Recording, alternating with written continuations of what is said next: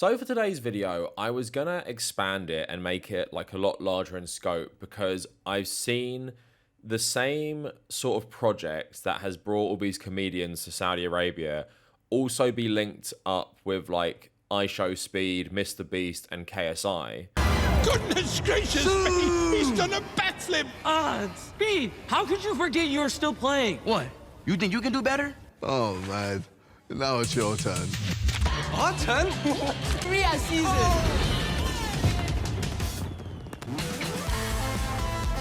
And I wanted to combine those topics, but I think keeping the YouTuber angle separate is going to be a lot better. But yes, basically, YouTubers are doing propaganda for the Saudi government, but also, as you are well aware, comedians are also doing propaganda for the Saudi government. And next week's video, I'll talk about this a lot more, but this is part of a push from Saudi Arabia. We've seen it over the last 5 or so years, where they are basically changing up their business models around the country to stop primarily focusing on oil, and they're taking the oil profits and investing it in a cultural campaign to make Saudi Arabia more appealing to, I guess, primarily Westerners. And it has had like good success, and for a lot of people in England, I guess our primary exposure to it has been the Saudi Investment Fund run by Mohammed bin Salman.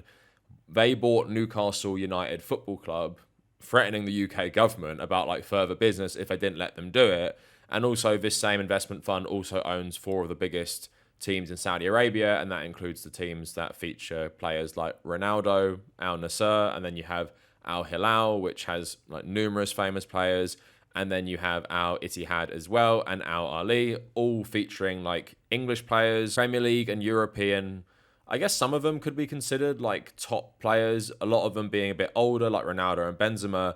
But the goal of this massive spending spree is like twofold, like I said. It is to divest their funding away just from focusing on oil, but also to boost the image of Saudi Arabia. And there is this page called like Riyadh Season, I think, which posts all their cultural things: boxing, golf, YouTubers now, comedians, football. It is basically like a Saudi Arabian takeover of entertainment. There's even like investments in things like Nintendo as well.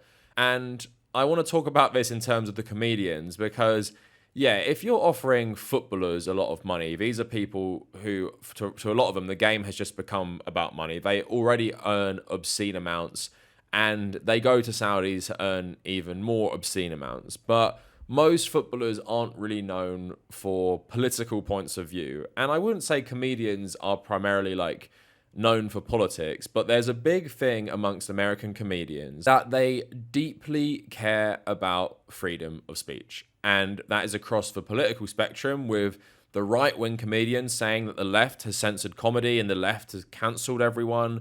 We can't stand like even hearing a joke that might offend us. But then you have people like Bill Burr, the focus of this video, who have been criticizing the conservatives for cracking down on free speech. And Bill Burr is probably the biggest hypocrite when it comes to taking the Saudi paycheck to perform at this comedy event.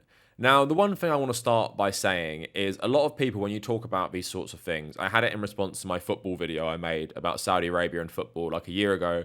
They're like, oh my God, you're just racist and you just hate like Arabs who live in Arabia and you don't want them to have access to the same things you do, including entertainment and football. I don't think that's what anyone is saying. And even in my argument about Saudi football, I said the Saudi league is a good league in terms of footballing standard. Al Hilal are one of the biggest clubs in Asia.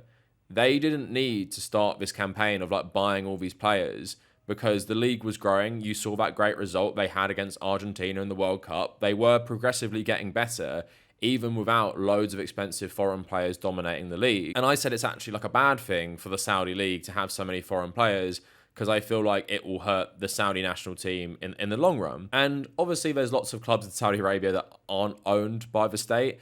And in terms of the comedy stuff, if some of these comedians were like, I don't know, traveling through the Middle East and so happened to find a local, I don't know, comedy show they could participate in, wasn't linked directly to the Saudi government, and they just performed there, that is a completely different story than actually taking Saudi government money to participate in this comedy washing project. It's so different. So a lot of them will hide behind saying, well, these people were so lovely. It was great to go to, Saudi Arabia and meet different people, and people aren't their governments, and people like broadly aren't their governments, especially when they live in like a very authoritarian state like Saudi Arabia, where they don't have any influence on who makes up the government, really. You can understand that logic, but again, you're not just like traveling through Saudi Arabia. You didn't have like a layover flight in Riyadh and decided to venture out to a local comedy spot and perform.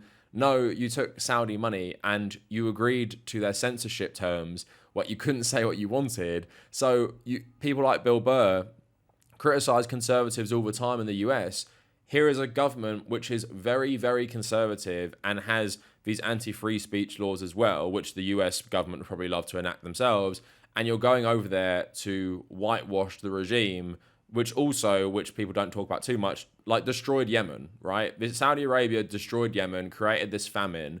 They are a terrible nation state, both domestically and overseas, right? So Bill Burr did defend this, and that's what I want to talk about in response to all the criticism.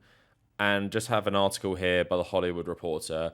Bill Burr defends performing at controversial Riyadh comedy festival. They're just like us. So the actor-comedian described rather nervously warming up for the event with a set in Bahrain to get a feel for what an audience in the region would find funny and acceptable, and then performing at the Saudi Arabia festival's opening night on Friday. Burr painted a portrait of the region where people were just like us, wanting live comedy, wanting to relax and have fun, and consume a surprising amount of Western culture. It was great to experience that part of the world and to be part of the first comedy festival over there in Saudi Arabia. The royals loved the show, everyone was happy, the people that were doing the festival were thrilled, the comedians I've been talking to are saying, dude, you can feel the audience wanted it, they want to see real stand-up comedy. It was a mind-blowing experience, definitely top 3 experiences I've had. I think it's going to lead to a lot of positive things. Burr said the restrictions on what comedians could say had been softened after some back and forth, but he didn't specify with whom. When they first set it up, the rules on what they had about what you couldn't say in Saudi Arabia. Organisers were told, if you want some good comedians, this isn't going to work. And to their credit, they said, all right, what do we have to do? And they just negotiated it all the way down to just basically a couple things, which were basically, don't make fun of the royals and religion. Burr first described going to Bahrain, where a customs agent immediately saw his anxiety about doing stand-up in the region. When I landed in Bahrain, like, I'm fucking nervous, right? You tell jokes about the Middle East, you think you're going to come over here and get beheaded, right? After a successful show in Bahrain, Burr was at a bar when he was watching interactions among the locals and decided, I'm like, these guys, they're just like us. I don't speak the language, but I get it. When he flew to Saudi Arabia, his nervousness crept back, but he was struck by the amount of local Western influence. You think everyone's going to be screaming death to America? I mean, in Saudi Arabia, you're definitely not thinking that. And they're going to have like machetes. I want to chop my head off. I mean, I think this says a lot about Bill Burr, because this is what I've been fed about this part of the world. I thought this place was going to be really tense, and I'm thinking, is that a Starbucks next to a Pizza Hut? They've got a Chili's over here. On stage at the Riyadh show, Burr kept pushing his material and crowd banter further until he was eventually performing his regular act. I had to stop a couple times during the show and say, I'll be honest with you guys, I cannot believe any of you have any idea who I am. This is really amazing. And it was just this great exchange of energy. They know their reputation, so they were extra friendly. So to me, this just speaks to Bill Burr, probably like many Americans, having like a really, really ignorant and racist view of the Middle East, because you're going to Saudi Arabia. Not saying Iranians would like act like this towards Bill Burr, or like even like a lot of Americans who would visit there, but you're not going to Iran. You're not going to Iran, where you are fed this insane propaganda about all Iranians wanting to like just kill every American. You're going to Saudi Arabia that only exists because of America. Like, America helped found most of their oil back in the 1930s. In 1990s, they literally sent troops to Saudi oil fields to protect them from Saddam Hussein in the first Gulf War. So people in Saudi Arabia, like people in Kuwait, don't hate Americans. They don't hate Americans because American soldiers have historically protected Saudi Arabia from other countries in the region like Iran. So again, it doesn't seem like Bill Burr is that bright, but is that all that it takes for an American to like come over to the side of the Saudi regime? They have McDonald's. Yeah, they have McDonald's everywhere. They have McDonald's in communist Vietnam as well. Does that mean you automatically like it because it has like American consumer capitalism? And again, like, he's doing this for the paycheck, of course, but I do feel like he is rationalizing it in a way which he actually experienced, because we know a lot of Americans aren't well traveled in parts of the world, in certain parts of the world. Like Americans go to Europe, for example. A lot Americans go to maybe Latin America, but a lot of Americans, unless they're in the army, don't go to the Middle East. So you have a very stereotypical perception of the Muslim world. You think they're all the same. You think they all hate America. You think they're all probably like jihadists and stuff. He's talking about machetes. Don't know why people are walking around with machetes in Riyadh. But yeah, he's just trying to justify it. And again, like I said, I don't mind this argument. People aren't their governments. If you go to a country with a bad government and do something like this, I'm not automatically going to say you're a terrible person for doing that. And even what he was saying about the cultural exchange, that can be a good thing. But you didn't just randomly pop into a comedy show like without big billing in Saudi Arabia. You didn't do it in Bahrain. You took government blood money to whitewash the government's image. And also, Bill Burr is just such a hypocrite, because let's have another example, right? Let's say Netanyahu or Donald Trump paid British comedians or French comedians to come over to America and Israel and perform at a massive comedy show funded by the American government or funded by the Israeli government. Would Bill Burr have a problem if people were taking Trump's money to do a show in DC funded by the Trump government? Of course he would. You know he would. If it was Netanyahu, would he have a problem? Of course he would. But there's just something about Saudi Arabia. These people think it's okay to take the blood money. It's the same with footballers. I guess, you know, someone like Bill Burr is probably so ignorant, he doesn't even know about the Yemen stuff, but he did know Saudi Arabia had its problems because he spoke about it in the past. So he knows they do terrible stuff. But yes, Bill Burr, I wouldn't have even been nervous if I was you, because they're paying you loads of money. So even if you made a joke at the expense of the Saudi royal family and, you know, said something about the religion, I don't even think they'd put you in prison. They'd probably just deport you. And they deport you quietly because they wouldn't want to scare everyone else doing it. But again, as someone else said, and I read this is why they all do it. So another comedian, Human Rights Watch, quoting, I think it's called Tim Dillon, "I'm doing this because they're paying me a large sum of money. They are paying me enough money to look the other way." Dillon said that the Saudi festival was paying him $300,000 for one show, but other performers were getting $1.6 million. They bought comedy. Do I have issues with the policies towards freedom of speech? Of course I do. But I believe in my own financial well-being. I guess he's the most principled American and most principled comedian there, or at least the most honest, because I feel like that for a lot of American lefties, and I even thought about this with the chorus stuff, you know, all those Gen Z influencers, liberals and leftists taking loads of dark money from the Democrats.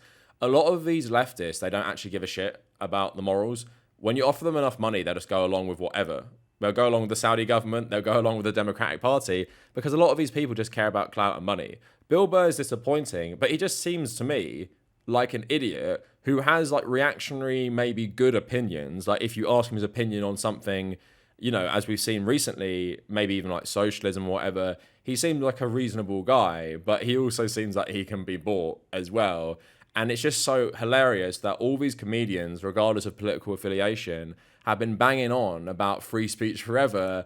And here you go to a place where you can't criticize the government, and actual people in Saudi Arabia, like people who live there, go to prison or even sometimes killed for free speech violations, and you're going there saying it's not so bad. You're doing exactly what they want you to do. This is the exact same thing as Ronaldo going over there, saying like the top teams in the Saudi league would finish in the top 4 in like the Premier League and stuff. Like these delusional statements that just promote Saudi Arabia because you're getting the bag.